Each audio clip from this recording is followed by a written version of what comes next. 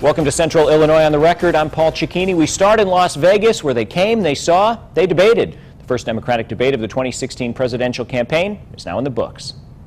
The next Democratic debate is November 14th in Iowa. It'll be broadcast on CBS. The next GOP debate is October 28th in Colorado on CNBC. President Obama says U.S. forces will remain in Afghanistan at their current levels for much of next year. 9,800 U.S. troops will be in the war-torn country until just before Mr. Obama leaves office. The number would then drop to 5,500 by early 2017. The decision comes after months of discussion involving the White House, Afghan leaders, and the U.S. military. This is the second drawdown delay announced by the president this year. Attorneys for former House Speaker Dennis Hastert say they've reached a plea deal. Hastert will plead guilty to charges of lying to the FBI about bank withdrawals of $3.5 million. Hastert's accused of using that money to pay a man to keep quiet about decades-old sex abuse allegations. Hastert is expected to appear in court October 28th to enter his plea. The deal means the possible past misconduct would not be revealed at trial. The lack of a budget is now affecting free services for women who rely on life-saving cancer screenings. The Illinois Breast and Cervical Cancer Program is now operating on federal money only. Advocates say some providers have been forced to close early and stop paying workers. Medical staff say early detection and screening is vital in saving a woman's life. I have a lot of children. I want to be around for them. I want to be around for my grandchildren. And, in my mind, the mammogram screening was part of that, health care of watching out for myself and making sure I'm around as long as I can be. Nearly 20,000 women received free services through the Breast and Cervical Cancer Program.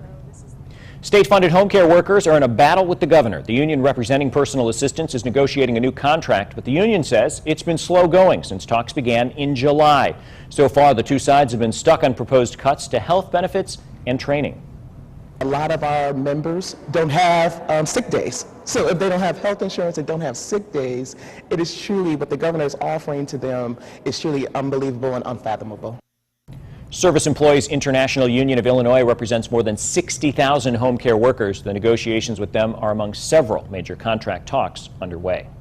Former governor and ex-convict George Ryan wants the label felon removed from someone who served time in prison. Ryan says it's an obstacle for someone who is free and trying to turn their life around. Ex-cons who've dealt with the no's don't wish that on anyone trying now to do the right thing. When I interview a person, I don't interview their past. I can see the struggle in myself being a felon and recognizing, and seeing how tough it was. It's why Calvin Pitts started the Southtown training program. A lawmaker has not backed the proposal, but supporters say they're glad the conversation is starting. If you win the Illinois lottery, you're likely to get an IOU. The lottery is paying for prizes smaller than $600 only. It's been giving IOUs to winners of prizes more than $25,000 since the summer. The lottery says it's exhausted its check writing account and has no authority to spend more without a budget. Because there's no budget, the administration is cutting spending by trimming travel costs. Since Governor Rauner took office, senior staff was not allowed to take per diem. The administration since introduced more restrictions, not allowing mileage or per diem to be claimed for any member of the governor's staff when traveling for session-related business. Members of the governor's team who are required to travel often carpool as well. Governor Rauner wants to sell a Chicago landmark to save money. He wants to put the James R. Thompson Center up for auction. It could save the state some $12 million a year. It houses several agencies and services, but Rauner says the building has fallen into disrepair and is draining state coffers. It falls in line with the governor's goal of bringing the focus of state agencies and services back to Springfield. It remains unclear whether the sale will need legislative approval. Still ahead, we're talking to the mayor of Delavan. We'll tell you what's next for the city's tornado recovery and how its future could be shaped by medical marijuana. But first, why a Peoria city councilman is trying to make the leap to the state assembly. Thousands of athletes across central Illinois now have help staying safe when playing sports. OSF and IPMR teamed up to open a concussion clinic. Their goal, to increase safety among athletes, especially football players. Now, they started teaching players, coaches, and parents about warning signs and treatment. Officials at the clinic say concussions can be fixed if the right steps are taken. They hope the clinic raises awareness and gives athletes a place to turn if they're hurt. Healthier the brain is. And when you have been lacking is the awareness. There's a lot of media about concussion and there's a lot of fear behind it, but really the most important thing is getting the parents and coaches and the public the tools that they need to make the right decisions. Officials at the clinic say they can usually give an athlete a full exam within 2 days of their injury. A national program is coming to Peoria, part of an effort to get your medical questions answered. Local doctors from Unity Point will walk with the public in Glen Oak Park on Saturday. It's called Walk with the Doc. Health officials say walking has more health benefits than some might realize, from preventing certain cancers to heart disease and mental health. Walking for 30 minutes 3 times a week or more is best. Walk with the Doc is also a comfortable setting to start a conversation with a physician. You can chat about your health, you can chat about general health questions, general medical questions, or you can chat about the Cubs winning the World Series possibly. It's really up to you. Walk with the Doc takes place once a month around the Peoria area. Next month it will move indoors. Again, this weekend's event, Saturday at 9 a.m. There have been 11 heroin deaths and 19 opiate deaths in Illinois this year. They are likely to rise if nothing is done on the state and federal levels. Today, Senator Dick Durbin was in Springfield talking about legislation to combat the problem. It's a story from our Capitol newsroom. Durbin met with community groups, drug rehab advocates, and former addicts to talk about addiction. Drug overdoses are now the leading cause of death in the United States, resulting in 44,000 deaths each year. In Illinois, there were more than 1,600 overdose deaths in 2014, an increase of nearly 30% since 2010. One recovering addict says if it wasn't for a life-saving drug, she wouldn't be here today to share her story. A bit of unity and a bit of division as Democratic candidates square off in Las Vegas. Highlights from their first debate for president. Plus, reaction from Central Illinois, what people are saying about the 5 candidates squaring off for the first time. And that's where we begin tonight, in Las Vegas, Nevada, where the 5 Democratic candidates are trying to grab your attention and get your vote. Thanks for joining us. I'm Paul Cicchini. Maria Chandler has the night off. 4 competitors trying to gain ground on frontrunner Hillary Clinton. CBS's Danielle Nottingham is live in Las Vegas. CNN kept a 6th podium at the ready in case Vice President Biden announced his candidacy before the debate began. It doesn't appear he showed up. All right, there were a number of watch parties across Central Illinois for tonight's Democratic debate. WMBD's Marvis Herring stopped by at one at the Lariat Club in Peoria tonight. Marvis, what were you hearing? All right, thanks, Marvis. High school students returning to school after a classmate was killed over the weekend. Tommy Forrest was shot inside a home early Saturday morning during a sleepover. As WMBD reported last night, convicted felon Alex Collins was arrested and charged with the teenager's death, but police are still looking for other suspects. Funeral arrangements for Forrest are set. Visitation will be held this Saturday morning at 9 at St. Paul Baptist Church on Forest Hill. Funeral service will follow at 10 o'clock, also at St. Paul. Today, we spoke with 2 of Forrest's classmates. Therapy dogs and volunteers were available on the school's campus today. The principal contacted Lutheran Church Charities, a nationwide group, and 10 dogs and volunteers showed up early this morning. Volunteers say you could see the comfort the dogs provided during this difficult time. You can see people start to relax as they pet the dog, and sometimes they'll start to talk about their grief. Sometimes they just cry. Sometimes it's just that little moment of normalcy that gives them an opportunity to just take a breath and really let the healing begin. Volunteers came from the Chicago area and Davenport, Iowa. New tonight, the District 150 School Board beginning its meeting with a moment of silence for Tommy Forrest III, as well as the 3 other students injured in this weekend's shooting. Superintendent complimented everyone who helped the students and staff this week. I would ask that we not forget Tommy and others whose lives have been impacted by the violence within our community. Dr. Karat updated the board saying the internal crisis team saw 225 students as well as several staff members. People from the crisis team were at several schools. Also tonight, the board approved an amendment to pay 3 Peoria police officers at 3 high schools. It's a cut from 5 police officers, which actually took place earlier this year.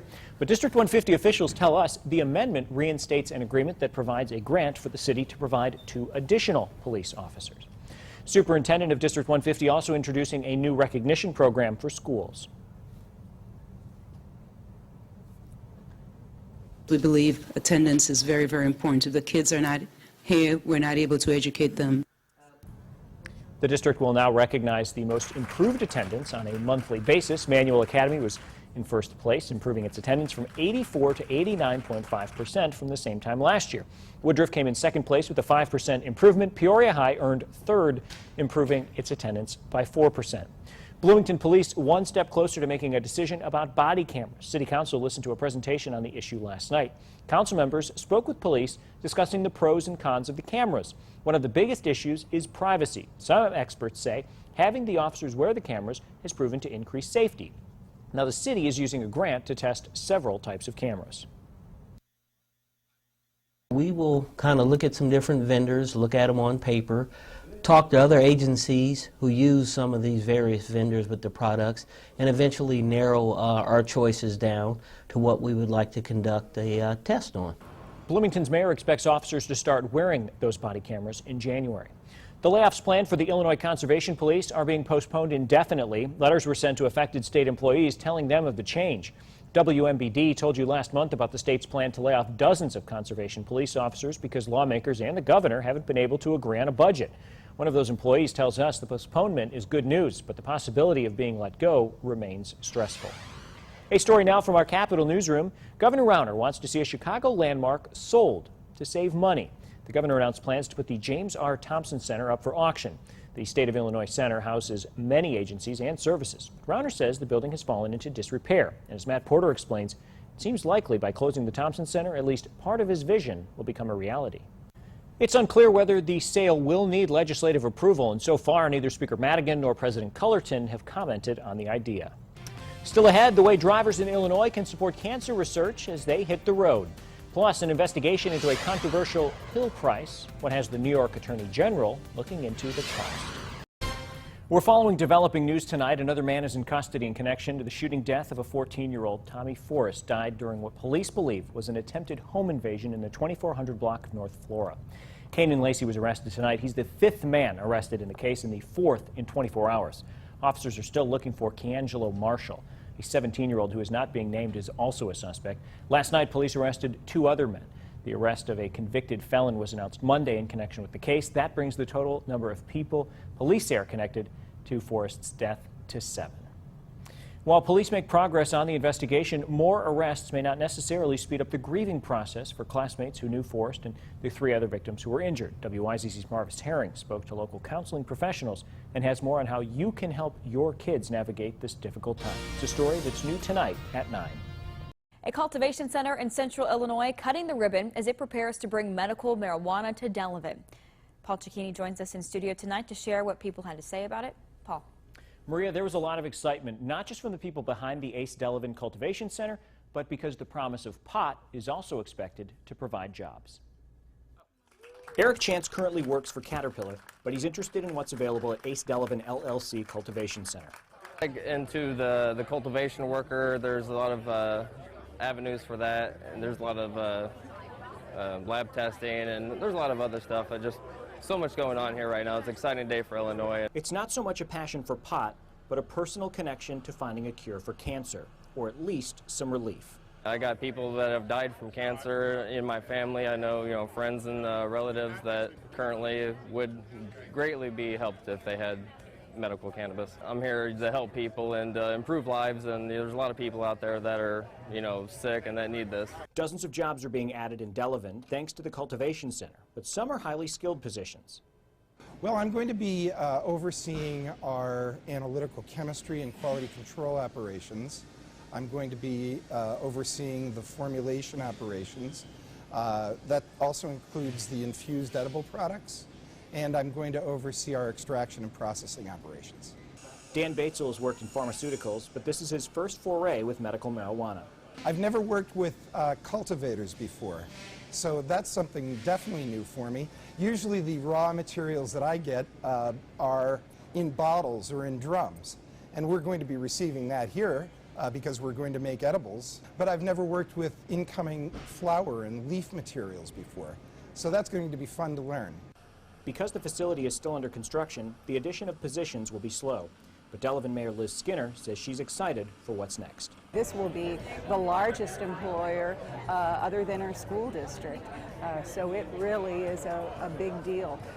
It means jobs and hopefully additional rooftops, financial support for our school district as well as our city.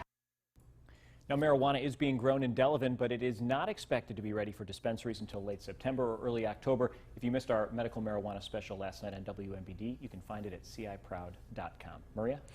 WYZZ's Paul Cicchini is outside the Capitol with more on tonight's debate. Paul.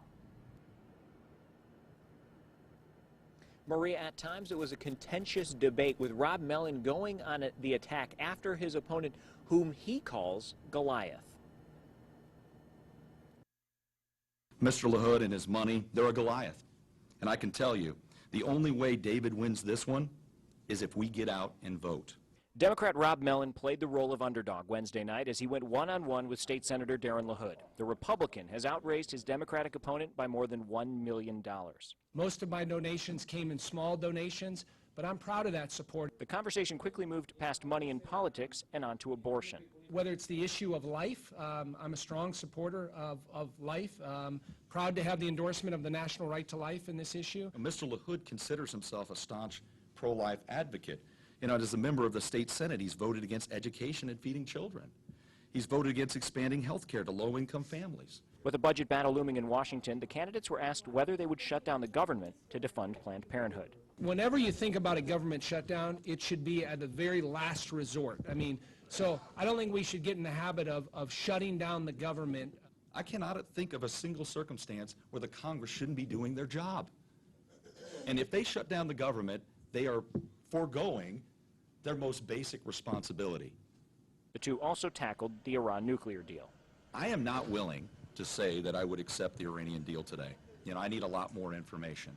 This regime for 20 years has not complied with any rule put down by the United Nations, by the EU, or the United States. Nothing has been complied with. So now we're going to sign a deal that says, okay, we know you haven't followed any rule, done anything, but we're going to trust you now. This is not the time to do that. Now, Maria, if you missed the debate tonight, there's another chance. They're going to meet again tomorrow in the Peoria area. That general election, of course, comes up on September 10th. For now, we are live in Springfield. Paul Cicchini, WYZZ News. Central Illinois on the record.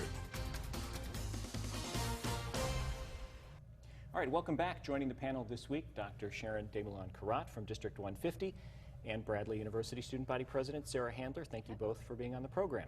You're welcome. Thank you. All right, last week, First Lady Michelle Obama was on the new Late Show with Stephen Colbert, and they were talking about a new presidential initiative called 62 Million Girls, educating girls in the United States and all around the world. And it got me thinking about how important that is, not just in third world countries where education is almost impossible in some parts to come by, but right here in our own backyard, something that both of you are on the front lines about. And I want to start with you, Dr. Carrat, talking about just the importance of engaging not just all students, but particularly girls, and knowing that, you know, there is a future for them, and you are somebody who can stand up as, I'm here now, you know, look how I got here. It is very, very important, and this year, for example, we're focusing on providing even more options, not only for girls, but for all students, as it relates to the traditional academic route, as it relates to IB programming, for example, and enriched classes, AP classes, but also an opportunity to focus on career pathways and specifically identifying their niche and focusing on things that they really enjoy and would like to pursue. And Sarah, you are in a unique position because you're in a position Right. of leadership and you're in a STEM field, two things that girls are often encouraged to be a part of. Talk about how you got to where you are and maybe some of the challenges you faced on the way there. Sure. So growing up, I actually was never really encouraged to pursue a STEM field. It wasn't until later in high school, once I visited Bradley, that I realized I can do this. Despite good math grades, good science grades, it was never something I was encouraged to pursue because my personality didn't fit that of an engineer. I think one of the biggest things that I try to do is show girls that there is not one engineering personality. If you're a girl and you like math and science, you can be an engineer. And once we start to dispel that stereotype, I think we'll see many more girls in the discipline. That seems very, you know, convincing. And Dr. Carrat, you were nodding the entire time. It's like you knew exactly what Sarah was talking about. Yeah, it's true. And actually, before being in that position and being a principal at Manual and Whittier and Roosevelt, I ran a math and science. Actually, it was called TSTM, Tomorrow's Scientists, Technicians, and Managers program, funded by Caterpillar. And we saw a lot of girls go through and pursued careers, STEM careers. And you know, the things that really I think made the program really successful. There were a lot of mentoring opportunities, visits. They were able to also hear from individuals who were successful in these various occupations and fields, and that was very, very successful. So we have to continue to provide that exposure to broaden their horizons and say, hey, it's possible, you can do it, I've done it, and it really works, but it has to be intentional, it has to be deliberate, and just having faith and confidence in them. So I'm proud of Sarah. When it comes to the students that you oversee, obviously there's only so much you can do because the teachers are with them for a certain portion of the day. You see them on and off. You have obviously a lot of students in District 150. But how do you make sure that, I guess, there's a connection between what's happening in school and what's happening at home so that students there have the support they need to, you know, kind of cross that line and know there's a future? Yeah, so we have a variety of initiatives through our district. Parent University, I'm sure you've heard of that. And just reaching out more to parents. We have lots of discussions in terms of building relationships with families, providing tips as it relates to a better collaboration, a stronger collaboration. We have ongoing conversations as it relates to working together as partners, that we're all on the same page. Parents do want their kids to be successful, and so do we. And just continuing to be welcoming, be open, listen, be more collaborative, co-construct together. And so we're heading in that direction. Did you have a group? I mean, you said you didn't have necessarily the push from the outside, but did you have like a group of friends, or how did you know that I just have to do this, and how did you keep positive about, you know, getting to where you are? Sure. So when I visited Bradley, it was actually an industrial engineering student who first told me about the discipline at all and then convinced me to study it. I was going to be a political science major. I had no desire to go into engineering, and then I talked to this woman who was also very outgoing, very passionate about her field, and showed me that I could do this, and it was a role model in many ways. And I think that's what it really comes down to. You cannot downplay the importance of having role models. If young girls don't see someone who's older and being successful in STEM fields or in higher education in general, they aren't going to think that they can be there either. So making sure that there are role models for these girls, whether it's friends that are older, whether it's teachers, whether it's their parents, is really important.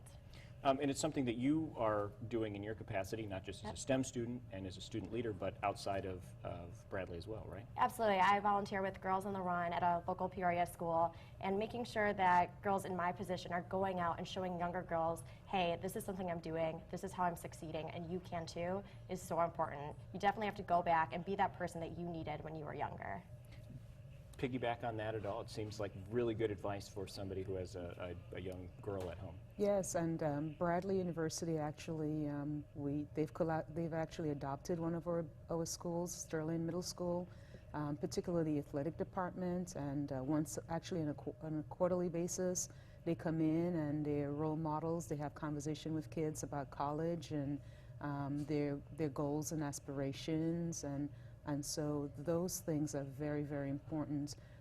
Just getting in front of our kids and sharing with them and providing the possibilities. So thanks to Bradley for continuing to work with us during, it's called College Days. Once a month, the district has a huge emphasis on college, and we wear shirts, and I see a lot of Bradley shirts around at District 150, so yeah. Well, it seems like both of you are doing something right in terms of where both of you are today, and seem like both to be great role models, not just for, you know, the students, for you when it comes to District 150, but you at Bradley and in the community. So thank you both for coming on the program and having this conversation with me. I really appreciate it. From District 150, Superintendent Dr. Sharon DeMoulin-Carrot and the Bradley University Student Body President, Sarah Handler. Still ahead, he leaked thousands of federal documents, and now he's gone social, what Edward Snowden did after joining Twitter. And shutdown averted for now. A look at the next deadline for federal lawmakers to reach a budget deal.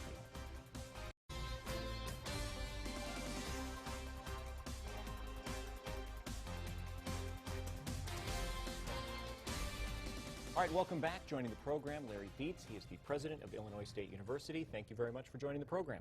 Real pleasure to be here. Thanks for having me. All right, interesting time in Illinois because the state lacks a budget, something that you and other university presidents spoke out about last week in a letter calling on leadership. Tell us a little bit about that letter. Well, a group of university presidents and chancellors have been meeting once a week via conference call really since about January. We have been offering testimony whenever we're asked to offer testimony and so forth. But we felt it was time to send a letter to the governor and other top legislative leaders expressing our concern about the lack of funding and the need for more predictability in terms of our funding. So that was the gist of the letter. You talk about unpredictability and a need for funding. What does that mean exactly? I mean, what can people at home take away from that? How is it impacting you on a day-to-day basis? Well, it impacts each of the institutions a little bit differently, depending upon the strength of enrollment, which is a major financial driver anymore. And so it's difficult to say one size fits all, because it really doesn't.